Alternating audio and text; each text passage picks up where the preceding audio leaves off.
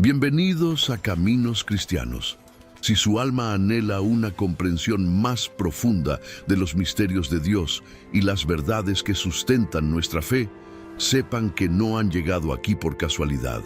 Cada relato que exploramos es una puerta que se abre a lo sagrado, una invitación a fortalecer su espíritu.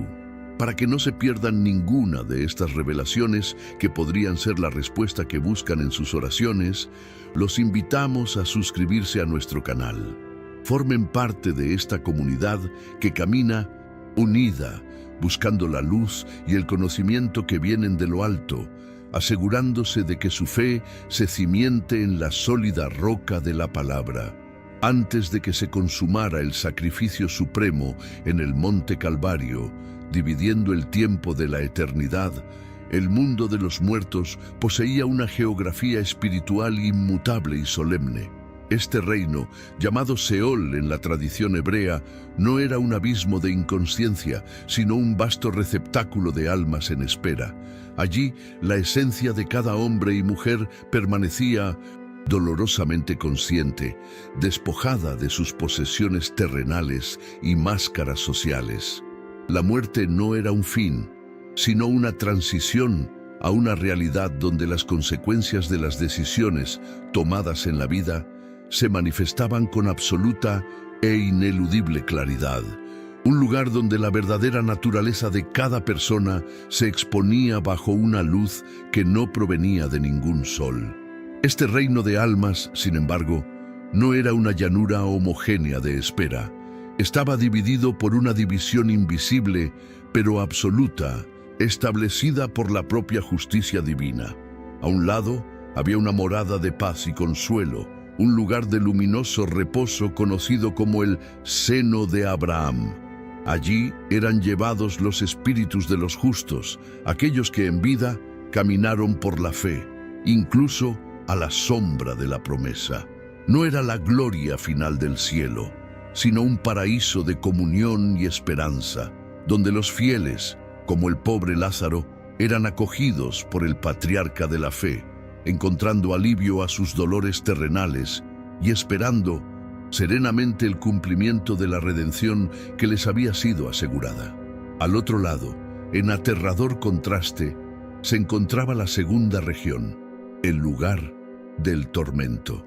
Era una dimensión de angustia consciente, donde las llamas de la aflicción se alimentaban no solo de un fuego externo, sino también del fuego interno, del arrepentimiento tardío y la memoria implacable. Allí, las almas de quienes habían vivido en el egoísmo y la incredulidad, como el hombre rico, estaban perpetuamente atormentadas por el recuerdo de sus decisiones. Su sed no era meramente física, sino una sed espiritual desesperada, un anhelo agonizante por la misericordia que ellos mismos una vez habían negado a otros, reviviendo cada oportunidad de redención que habían rechazado con arrogancia. Y entre estos dos reinos, el de la paz y el del sufrimiento, existía una demarcación definitiva e infranqueable, un gran abismo. No se trataba de una falla geográfica, sino de una barrera espiritual, un principio divino hecho visible. Fue establecido por Dios como testimonio de la separación definitiva que crea el pecado, una frontera que ningún alma, por su propia fuerza o voluntad, podría cruzar. Quienes sufrían el tormento podían ver desde la distancia la luz y la comunión de los justos, pero la visión solo sirvió para profundizar su angustia. Del mismo modo, quienes estaban en el seno de Abraham no podían cruzar para ofrecer consuelo, pues la justicia que los separaba era perfecta e inmutable. La existencia de este abismo era una declaración silenciosa de que, tras la muerte, los estados espirituales se fijaban a la espera de un juicio futuro. Representaba la consecuencia final y lógica de las trayectorias elegidas durante la vida mortal. La puerta para cambiar el destino, para cruzar de un camino a otro, solo existía en el mundo de los vivos. Tras el último aliento, el alma era conducida a su lugar apropiado, y el abismo confirmaba que la semilla plantada en la tierra había dado fruto eterno, ya fuera de paz por la fe o de agonía por la incredulidad. Era la manifestación del orden divino en un mundo invisible pero aterradoramente real. Para el hombre rico, la comprensión de su nueva realidad fue un despertar brutal. En un instante, el mundo que había gobernado con su oro e influencia se desvaneció, reemplazado por un dominio donde su identidad terrenal carecía de valor.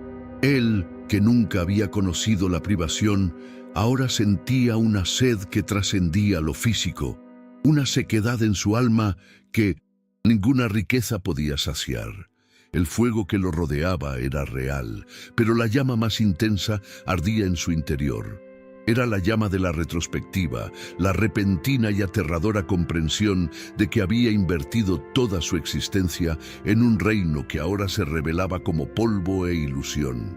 Sus pensamientos, antes ocupados con el lucro y el placer, se convirtieron en su principal atormentador. La memoria selectiva y engañosa en vida se convirtió en el Hades, en un espejo perfecto e implacable de la verdad. No solo vio sus actos de egoísmo, sintió el peso de cada uno. El rostro de Lázaro, antes una imagen periférica e insignificante a su puerta, ahora estaba en el centro de su mente. Y fue en este estado de agonía, atormentado por la imagen del mendigo, que levantó la vista y lo vio, ya no cubierto de heridas, sino en paz. Ver el consuelo de Lázaro fue lo que lo impulsó a clamar, no por misericordia, sino por servicio, revelando que incluso en el tormento, su orgulloso corazón aún se consideraba amo. El grito que emanaba del hombre rico, resonando a través del abismo, no era el de un corazón arrepentido, sino el de un noble caído que aún se aferraba a su antigua autoridad. «Padre Abraham», exclamó, invocando una ascendencia orgullosa, «ten piedad y envía a Lázaro». La naturaleza de su espíritu incorregible quedó sellada en esta frase. No suplicó perdón ni reconoció su debilidad moral. Intentó dar una orden. En su mente, Lázaro, incluso en el paraíso, seguía siendo un inferior, un sirviente al que se podía enviar para realizar una tarea. No buscaba la redención de su alma, sino solo un alivio momentáneo de su tormento físico. La respuesta de Abraham resonó con la serena gravedad de la justicia misma, desprovista de pasión o venganza. «Hijo», dijo, una expresión que era a la vez un reconocimiento de su linaje y un juicio sobre la tragedia de su condición. «Recuerda». Esta palabra era la clave. El patriarca lo obligó a reconsiderar la fuente de su sufrimiento, sus propias decisiones. «Recibiste tus bienes en vida y Lázaro males. Ahora él recibe consuelo y tú, atormentado». No era una acusación, sino la simple enunciación de una ley espiritual. La vida había sido el tiempo de la siembra y el Hades el comienzo de la cosecha, donde la justicia divina simplemente ratificaba el camino que cada uno había trazado. Para sellar la irrevocabilidad de su condición, Abraham expuso entonces la ley fundamental que regía la geografía de ese mundo. Y además, continuó su voz, serena y resuelta, «Entre nosotros y vosotros hay un gran abismo». Explicó que esta barrera no era accidental ni temporal. Era un decreto divino, parte integral del orden espiritual. La separación era absoluta. Nadie del lado del consuelo, aunque lo deseara, tenía la capacidad de cruzar al lado del tormento para ofrecer ayuda. Y, del mismo modo, ningún alma en agonía podía hacer el viaje inverso en busca de refugio. La sentencia no era solo su condición, sino la imposibilidad de cambiarla jamás. Al enterarse de la permanencia de su condición, el hombre rico pensó en el legado que había dejado en el mundo de los vivos. La constatación de que su causa estaba perdida lo llevó a una segunda súplica, una que parecía nacida de una preocupación altruista. «Te ruego, pues, Padre, que envíes a Lázaro a la casa de mi padre, pues tengo 5 hermanos, suplicó, para que les dé testimonio, para que no vengan también ellos a este lugar de tormento. A primera vista, parecía un destello de compasión. Sin embargo, en el fondo, la petición seguía teñida de orgullo. Buscaba proteger el honor de su familia y, en el fondo, revelaba su creencia de que los caminos de Dios eran insuficientes, que sus hermanos necesitaban una señal espectacular, un milagro para creer. La respuesta de Abraham a esta petición fue directa y contenía la clave de todo el sistema de comunicación de Dios con la humanidad. Tienen a Moisés y a los profetas, afirmó el patriarca con una sencillez mordaz. Escúchenlos. Con esta afirmación no se mostraba insensible, sino que defendía el honor y la suficiencia de la palabra de Dios. Afirmaba que el testimonio escrito, transmitido a lo largo de los siglos, era el medio de salvación divinamente establecido y perfectamente adecuado. Sugerir que era necesaria una señal mayor, como el regreso de los muertos, era, en efecto, menoscabar el poder de la revelación que Dios ya había provisto y atribuir la incredulidad a la falta de pruebas, no a la dureza del corazón humano. Pero el hombre rico, aún cegado por su perspectiva terrenal, insistió: «No, padre Abraham, pero si alguien de entre los muertos fuese a ellos, seguramente se arrepentirían». Estaba convencido de que la conmoción de un milagro podía impulsar la fe. Fue entonces cuando Abraham pronunció la verdad suprema, una ley espiritual tan inmutable como el abismo que los separaba. Si no escuchan a Moisés y a los profetas, tampoco se convencerán aunque alguien se levante de entre los muertos. Con eso, la conversación quedó sellada. Un corazón anclado en la incredulidad no se cura con más evidencia, ni siquiera la más espectacular. La raíz del rechazo a Dios no está en la mente, sino en la voluntad. Y así, el silencio cayó sobre el abismo, dejando que la lección resonara por la eternidad. Durante siglos, esta fue la ley inmutable del Seol, con su abismo fijo y sus destinos sellados, a la espera de un juicio final que parecía lejano. Pero entonces, una tarde en 1900, Jerusalén, en un momento que hizo que el tiempo mismo contuviera la respiración, el autor de la vida se entregó voluntariamente a la muerte. El grito de Jesús en la cruz no fue el lamento de una víctima, sino el grito de batalla de un conquistador. La oscuridad que cayó sobre la tierra y el temblor que rasgó el velo del templo fueron simplemente los reflejos físicos de un cataclismo en el mundo espiritual. La muerte, en su arrogancia, creyó haber vencido. Poco sabía que, al acoger a ese espíritu, puro e inmaculado en su dominio, acababa de sellar su propia condenación. El Espíritu de Cristo, ahora liberado de la vasija de barro, no flotó pasivamente hacia el destino común de las almas. Descendió. Cada paso de su viaje a través de las profundidades fue un acto deliberado de poder y soberanía. Su trayectoria no fue hacia el seno de Abraham, pues el tiempo de consolar a los justos aún no había llegado por completo. Tampoco fue a la región del tormento humano, pues su propósito no era observar la justicia, sino ejecutarla.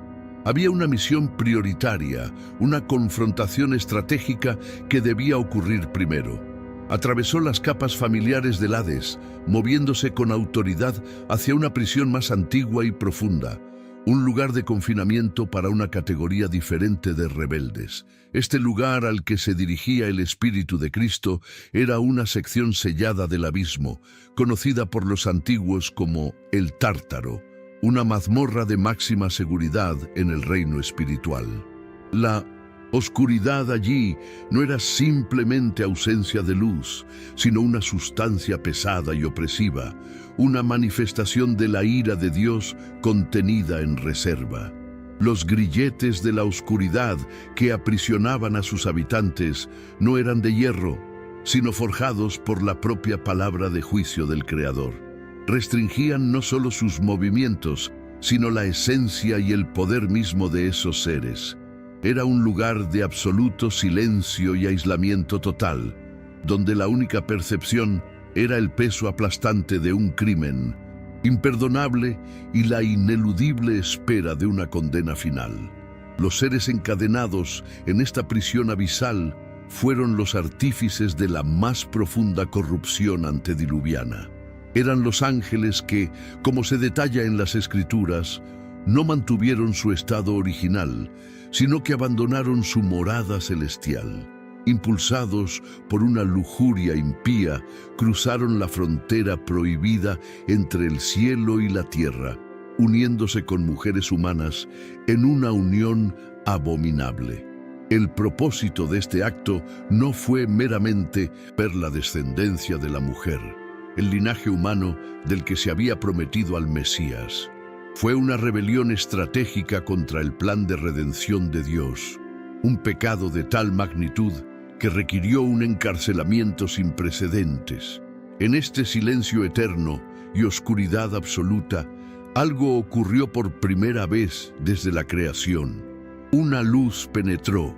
No era la luz filtrada del sol ni el suave resplandor de la luna, sino la gloria increada e intolerable de la santidad divina.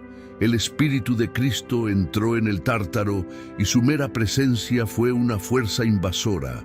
La luz no ofreció consuelo, expuso, juzgó y atormentó la naturaleza oscura de aquellos seres encadenados. El silencio de siglos se rompió, no por un grito, sino por la llegada de aquel que es la palabra misma.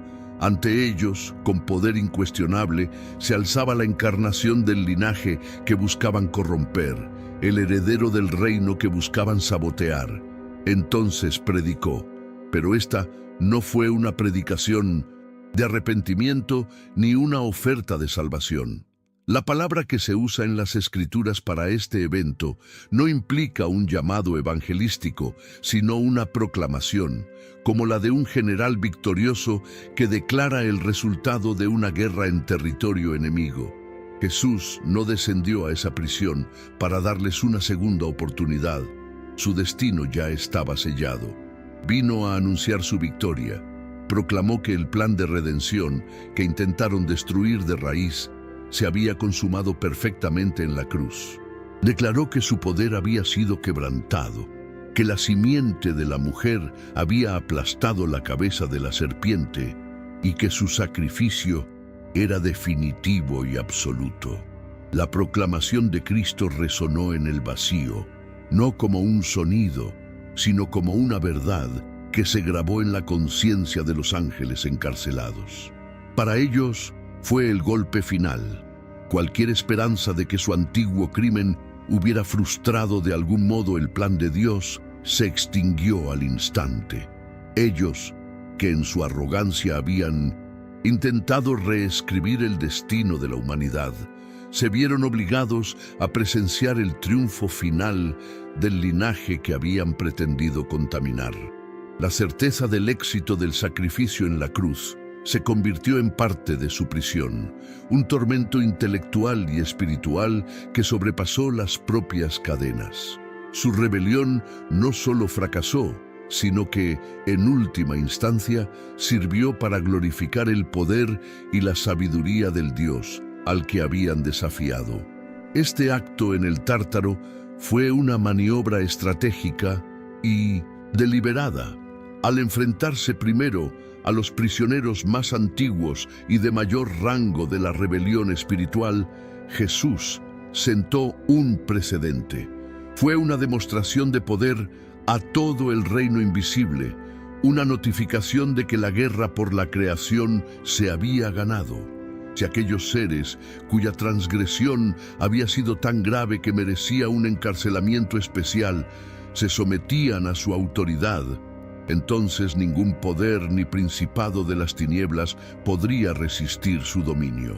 Cumplida la proclamación y sellada la comprensión de su derrota, el Espíritu de Cristo se retiró de aquel abismo. La luz se había apagado y la oscuridad regresó ahora más densa y definitiva, cargada con el peso de la victoria que acababa de anunciar. Este pronunciamiento desde las profundidades no fue, por lo tanto, un acto de venganza, sino de orden cósmico. Fue la afirmación legal de que ningún crimen, por antiguo o de origen angelical que fuera, estaba por encima de la jurisdicción de la cruz. La rebelión de aquellos ángeles fue un intento de envenenar la fuente del linaje humano. La proclamación de Cristo fue la declaración de que el antídoto, su propia sangre, no solo sanaba a la humanidad, sino que también juzgaba a los envenenadores. Con este acto, el intento más antiguo y audaz de sabotear el plan de Dios fue oficialmente respondido y anulado, cerrando uno de los capítulos más oscuros de la historia espiritual y reafirmando el control soberano de Dios sobre toda su creación, visible e invisible. Su misión en la más profunda oscuridad había concluido. El Espíritu victorioso de Cristo emprendió entonces su viaje ascendente, dejando atrás la prisión del silencio y la oscuridad. Atravesó las regiones superiores del Hades, pasando por el lugar donde las almas de los malvados aguardaban su propio juicio. Su presencia allí no era la de un prisionero, sino la de una autoridad suprema que vigilaba un territorio conquistado. Cada paso de su ascenso era un testimonio de su poder sobre la muerte. Sin embargo, su enfoque estaba fijo en un destino de luz y esperanza, al otro lado del gran abismo. Iba camino al seno de Abraham, pasando de una misión de proclamación a una de liberación.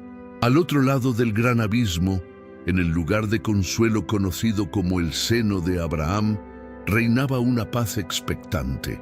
Allí estaba la gran nube de testigos, la asamblea de los justos que vivieron y murieron en la fe, esperando la promesa.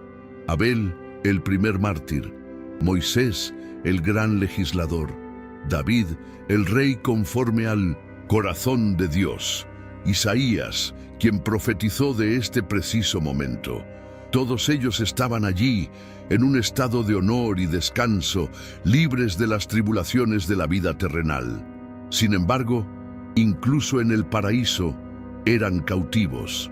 Eran prisioneros de la esperanza, esperando al Mesías prometido, aquel que no solo los visitaría, sino que tendría la autoridad de abrir las puertas celestiales, un camino a la presencia del Padre que aún estaba cerrado a las almas humanas.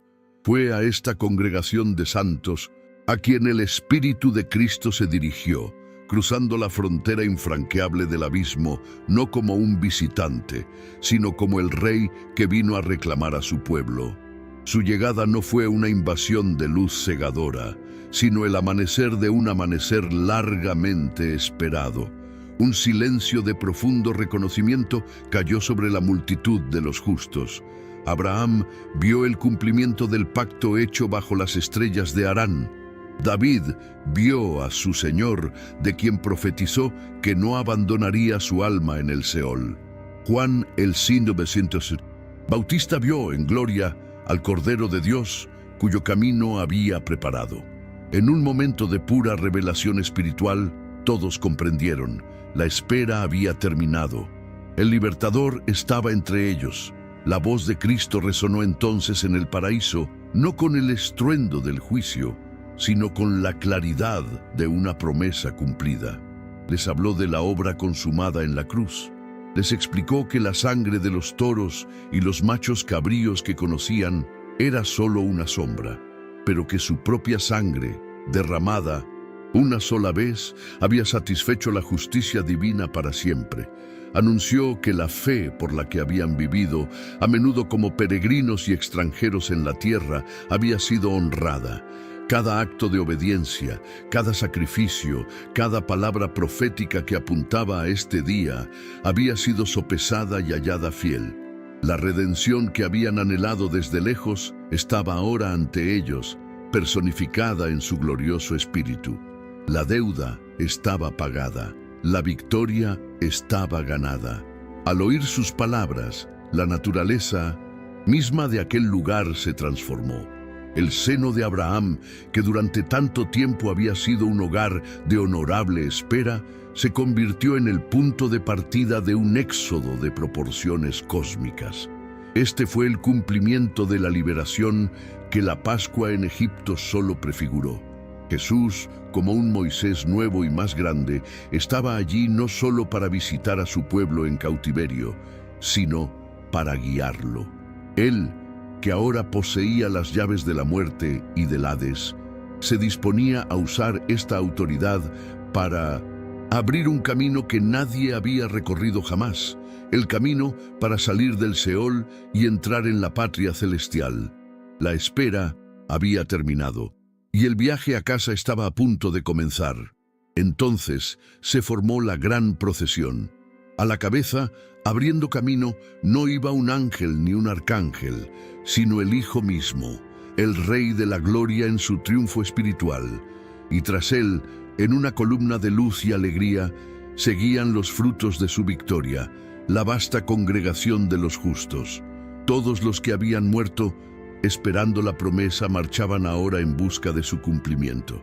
No se trataba de una huida furtiva hacia la oscuridad, sino de un desfile triunfal a la vista de todo el reino espiritual. Al otro lado del abismo, los poderes de las tinieblas y las almas condenadas presenciaron el vaciamiento del paraíso. Fue la prueba definitiva de su derrota ver a los prisioneros de la muerte salir, no como fugitivos, sino como un ejército victorioso. Este es el evento al que se refiere la Escritura con la poderosa y misteriosa frase: llevó cautiva la cautividad. La cautividad que Cristo capturó fue la misma condición de los santos en el Seol. Aunque se encontraban en un lugar de consuelo, seguían siendo cautivos de la muerte, privados de la entrada a la presencia celestial de Dios. Jesús, con su victoria, no solo liberó a los prisioneros, sometió la prisión misma. Tomó el poder de la muerte para retener a los justos y lo convirtió en su propio trofeo. Fue la paradoja divina en acción. La muerte, la carcelera, fue hecha prisionera, y sus honrados cautivos se transformaron en el honorable séquito del Rey victorioso. Este éxodo monumental al reino invisible tuvo un impacto directo y visible en el mundo terrenal. En el momento en que Cristo resucitó días después, se dio una señal asombrosa en Jerusalén para confirmar la victoria que había obtenido en las profundidades. Como registran las Escrituras, se abrieron las tumbas y los cuerpos de muchos santos que habían muerto resucitaron. Salieron de sus tumbas y entraron en la ciudad santa, apareciéndose a mucha gente. Este no fue un milagro aislado, sino una evidencia física de que el poder de la muerte sobre los justos había sido quebrantado. Fue la primera ola de resurrección en llegar a la orilla en la historia de la humanidad, un testimonio de que el cautiverio había sido efectivamente conquistado. Mientras se daba esta señal en la tierra, la procesión principal continuó su ascenso, más allá de los confines del inframundo. El destino final no era otro paraíso que los esperaba, sino la patria celestial misma, la presencia inmediata de Dios. Liderados por Cristo, el sumo sacerdote, según el orden de Melquisedec, los santos del Antiguo Testamento se acercaron a las puertas del cielo.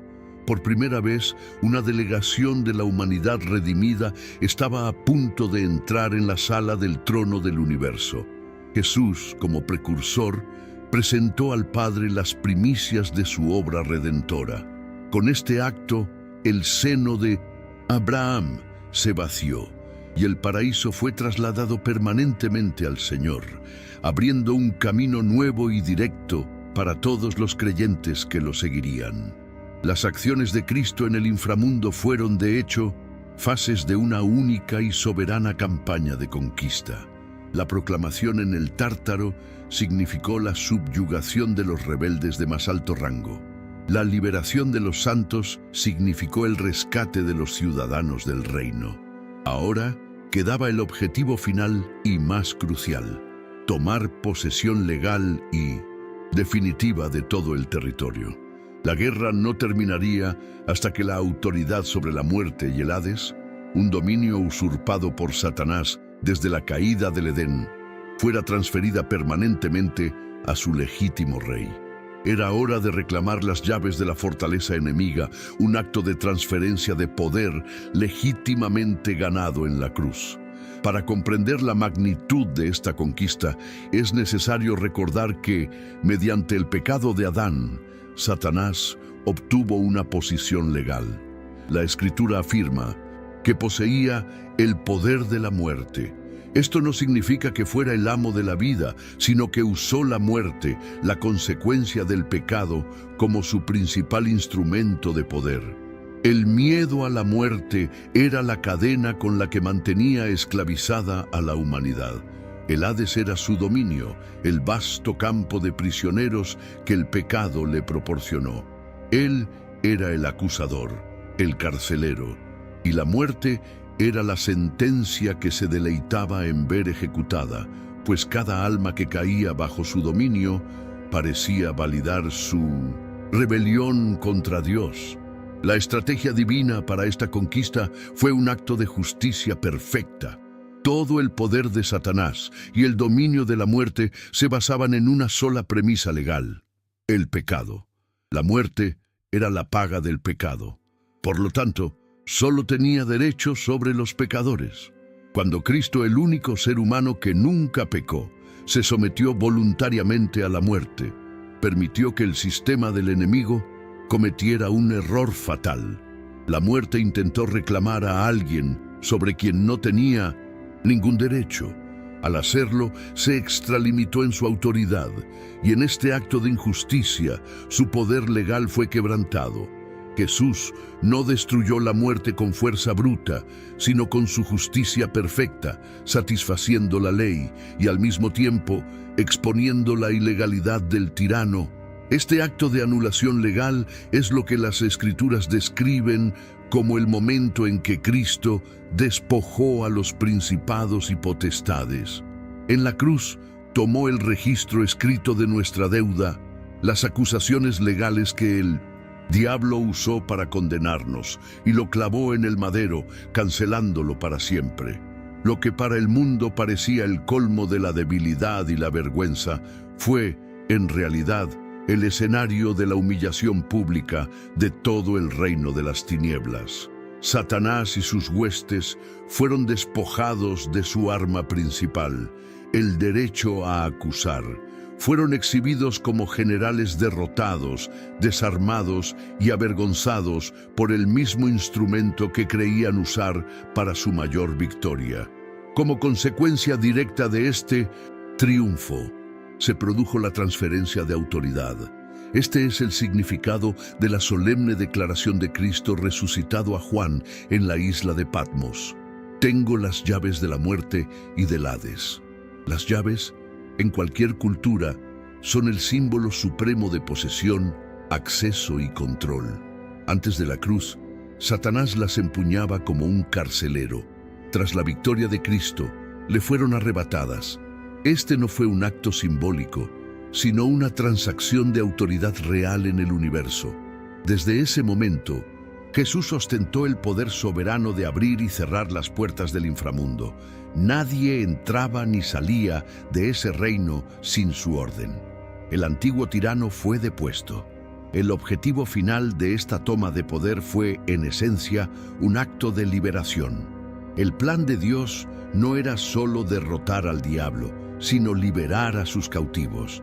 El propósito, como se explica en las Escrituras, era destruir el poder de aquel que reinaba mediante la muerte y liberar a todos aquellos que, a lo largo de sus vidas, habían estado esclavizados por el miedo a la muerte.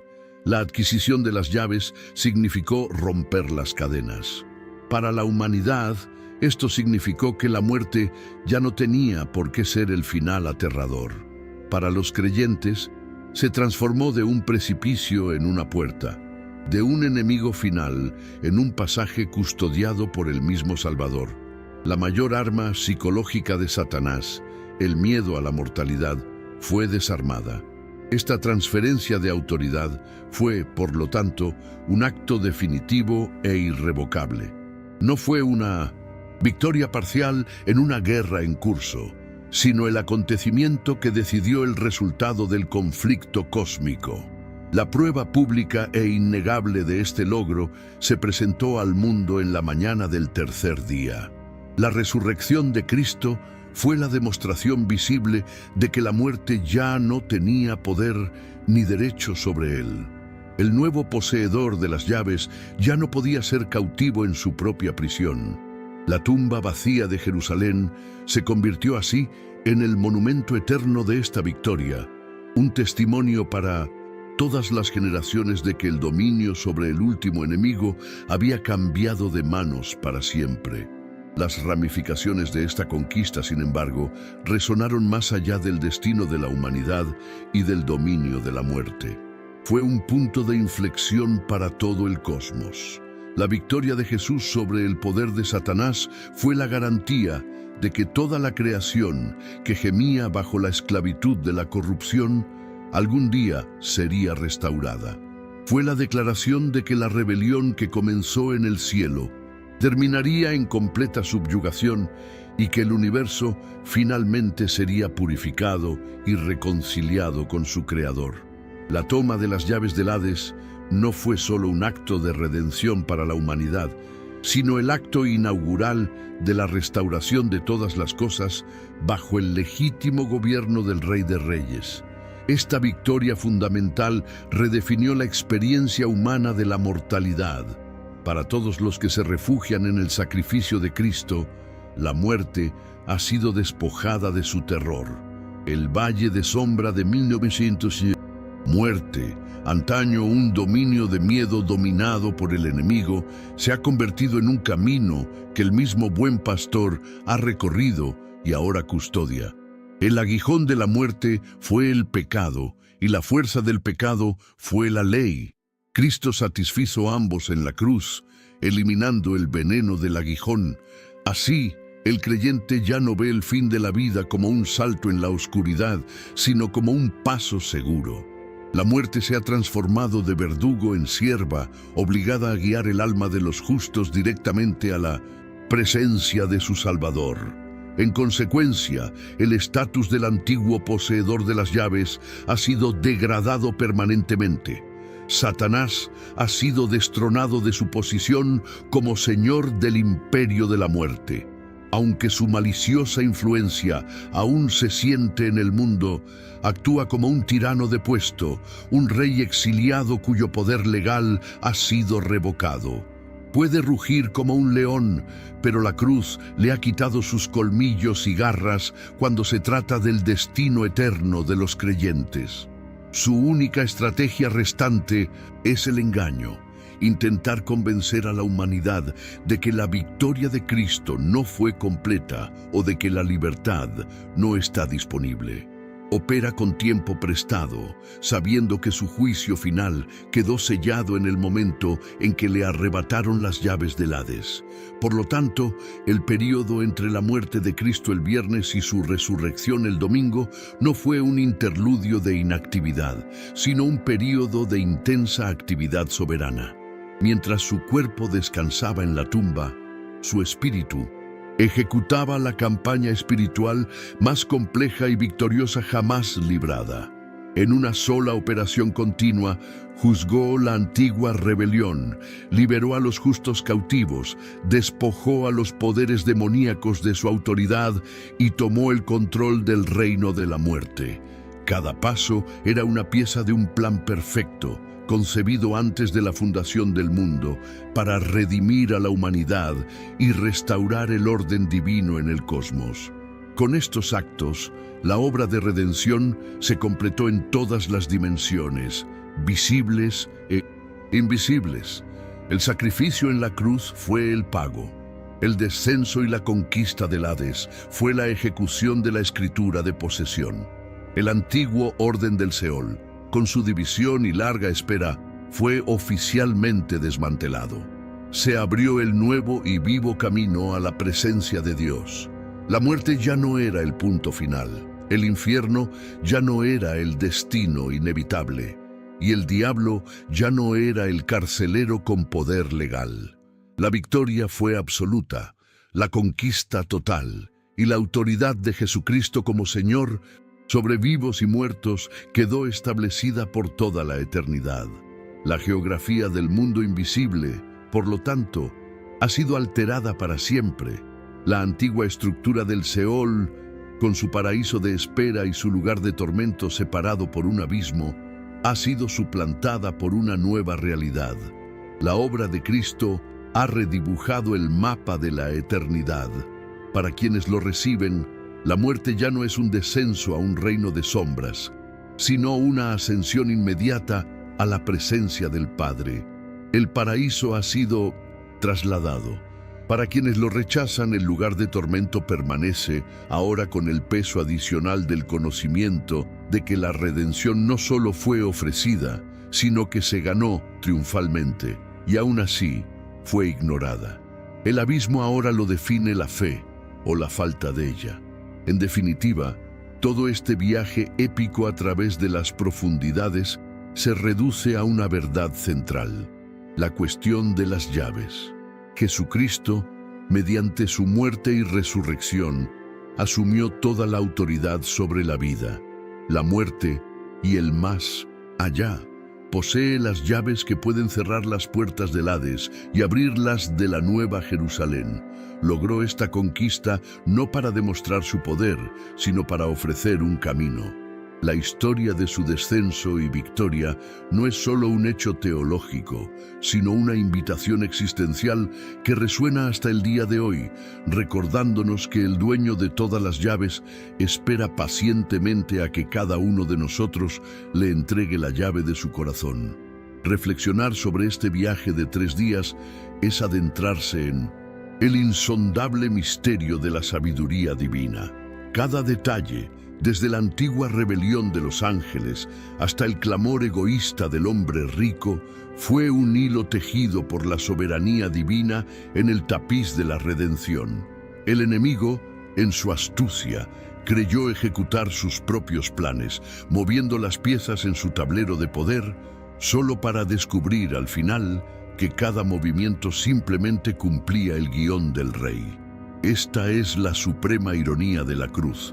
El momento en que el mal creyó haber alcanzado su mayor victoria fue, de hecho, el instante mismo de su derrota irrevocable, orquestada por el mismo Dios al que desafió. Y la verdad más profunda es que el poder demostrado en esta conquista no se limitó a ese momento histórico. La fuerza que abrió las tumbas de Jerusalén, que proclamó la victoria en las profundidades y que arrebató las llaves de las manos de la muerte, es la misma fuerza que opera hoy. Es el poder de la resurrección, una energía divina que no se retiró tras vaciar la tumba.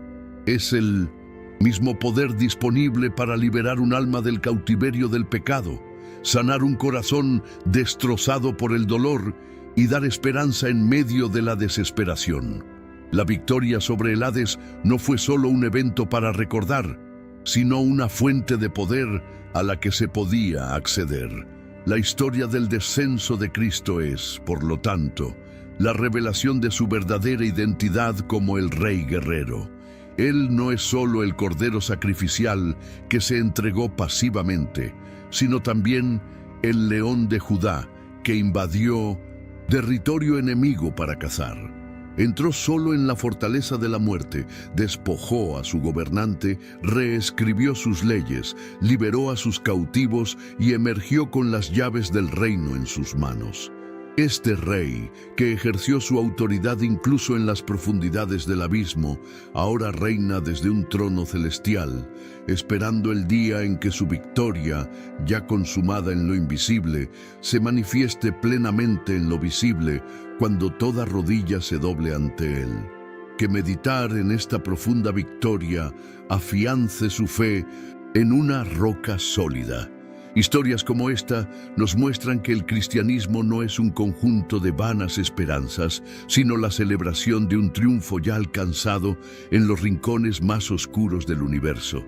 Que comprender lo que Cristo logró por nosotros, entre su muerte y resurrección, les dé la valentía para afrontar cualquier sombra en su propia vida. Continúen buscando estas verdades, pues en cada una de ellas hay poder para transformar el miedo en confianza y la duda en adoración. Que la paz de aquel que venció a la muerte los acompañe siempre.